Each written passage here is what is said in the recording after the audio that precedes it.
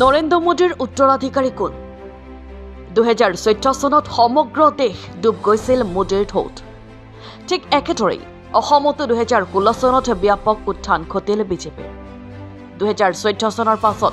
2019 চনৰ নিৰ্বাচনত দেশজুৰি কাৰ বিৰোধিতাৰ পিছতো চমক সৃষ্টিৰে পুনৰ শাসনলৈ আহিল বিজেপি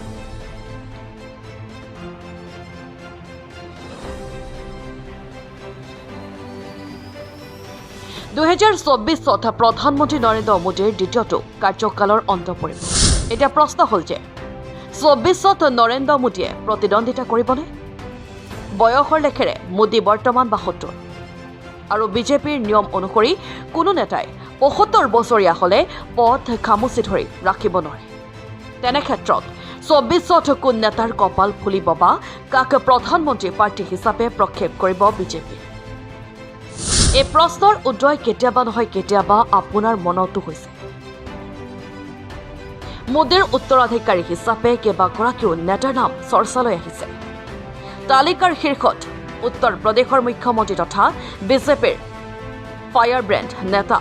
যোগী আদিত্যনাথ প্ৰধানমন্ত্ৰী প্ৰাৰ্থী হিচাপে যোগী বুলি ৰাজনৈতিক মহলত চৰ্চা শীৰ্ষত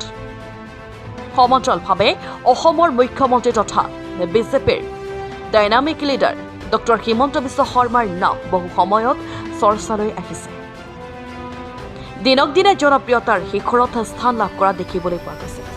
সেয়েহে 2024 কপাল ফুলিব পাৰে মুখ্যমন্ত্ৰী doctor Himanta Biswa Sarma news desk report news plus Assam